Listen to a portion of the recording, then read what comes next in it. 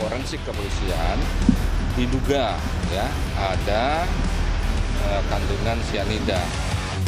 Saya tidak menaruh apa-apa di kopinya Mirna. Saya benar-benar tidak menaruh apa-apa ya. Lantaran dia takut apa? Saya juga kan saya tidak menyebut dia tersangka saat ini.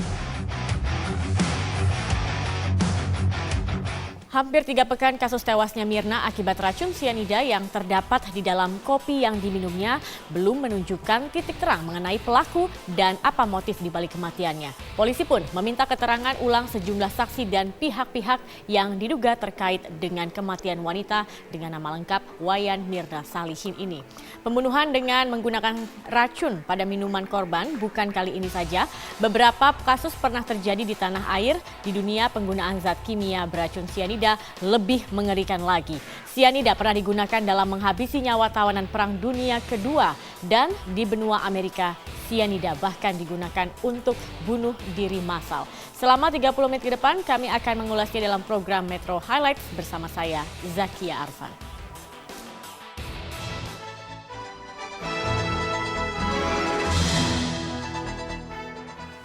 Pemirsa, hingga saat ini polisi masih menyelidiki pelaku penabur racun di kopi Mirna dan mencari motif di balik tewasnya Mirna. Polisi bahkan memeriksa kembali saksi-saksi dan melakukan rekonstruksi ulang untuk mendapatkan bukti valid atas kematian Mirna. Apa yang membuat penyelidikan belum menemukan titik terang? Siapa saja yang telah diperiksa polisi? Berikut ulasannya.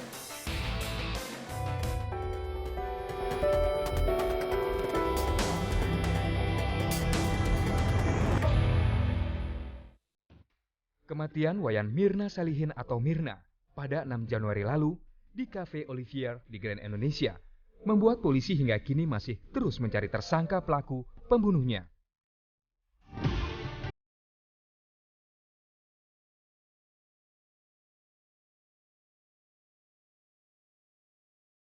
Sejumlah pihak telah dimintai keterangan, termasuk pemeriksaan keluarga dan kedua teman Mirna yang minum kopi di Cafe Olivier.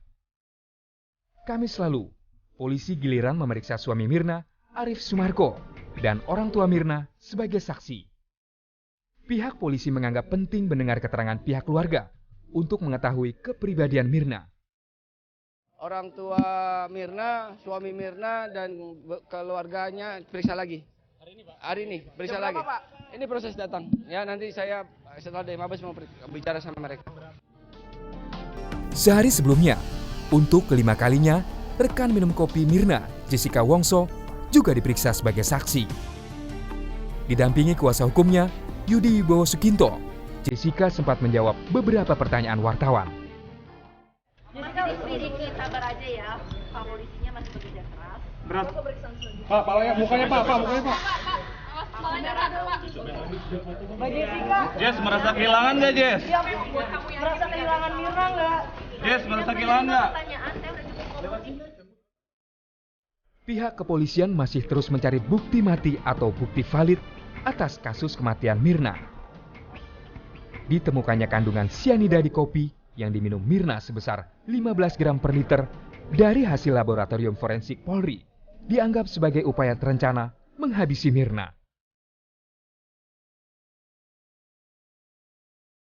Menurut Kepala Pusat Laboratorium dan Forensik Badan Reserse dan Kriminal Polri, Brigadir Jenderal Alex Mandalika, kandungan 90 mg sianida saja mampu menyebabkan kematian. Prinsip polisian ya tidak akan gegabah menetapkan tersangka karena kami harus sangat hati-hati di dalam pengumpulan bukti-bukti yang sangat cukup untuk menetapkan seseorang menjadi tersangka. Kalau pemeriksaan benar memang kami sudah mendapat paparan dan sudah disampaikan kepada media bahwa hasil analisa laboratorium forensik kepolisian diduga ya ada kandungan sianida yang berada di lambung. Itu hasil otopsi dan otopsi itu dianalisa jelas itu ya sudah ada. Tak main-main, ancaman hukuman berat telah menanti sang pelaku. Namun hingga kini polisi masih kesulitan menemukan tersangka yang menaruh racun mematikan itu ke dalam kopi Mirna dan motif yang melatar belakanginya. Untuk itu, rekonstruksi pun dilakukan hingga beberapa kali. Beberapa orang juga kembali diperiksa. Polisi berhati-hati dalam mengungkap kasus yang telah memasuki pekan ketiga ini. Meski sempat melakukan penggeledahan di rumah Jessica Senin malam 11 Januari lalu, namun polisi tidak menemukan bukti kuat keterlibatan Jessica. Jessica sendiri pun sempat merasa tersudut dengan pemberitaan media yang mengarah kepadanya. Jessica juga mengaku tidak mengetahui bagaimana cyanida bisa tercampur di kopi milik Mirna. Saya tidak menaruh apa-apa di kopinya Mirna. Saya benar-benar tidak menaruh apa-apa ya. Alasan saya itu kalau emang banyak kecurigaan itu emang kejadiannya begitu, saya nggak tutupin. Saya emang mau datang duluan, soalnya kita mau menghindari 3-in-1 kan. Saya jalannya dari Sunter, terus di rumah cuma ada saya sama bapak saya hari itu. Lalu kenapa saya pesan duluan itu karena kita udah ngomong di grup chat yang di WA kalau si Mirna itu sukanya kopi itu. Nah saya tawarin itu soalnya 2 kali sebelum kita ketemu di Grand Indonesia makan malam dan ngopi itu dibayarin juga sama Mirna. Jadi Mirna tuh orangnya emang generous banget kan. Jadi dia selalu, saya bilang, saya yang bayarin. Sebelumnya kuasa hukum Jessica, Yudi Wibowo, sempat meragukan hasil puslapor Polri hingga ia meminta dilakukannya proses otopsi ulang atas jenazah mendiang Mirna. Namun hal itu ditolak pihak kepolisian. Katanya minta otopsi ulang Pak di RCM. Siapa? Ke Jessica. Iya pengacaranya. Emangnya dia siapa? Minta otopsi ulang. Kenapa? Takut? Supaya hasil jangan satu pihak saja katanya. Ngomongnya kemana? Tadi ke kita. Media. Jadi mereka menyebut zat cyanida itu sudah ada di dalam tubuh mayat 3 jam setelah mati. 3 hari. Nanti kita punya ahli lain. Dia takut jadi TSK apa? Berarti akan jadi TSK nih Pak ya? Ya kalau sampai meminta dia takut apa? Saya juga kan saya tidak menyebut dia tersangka saat ini.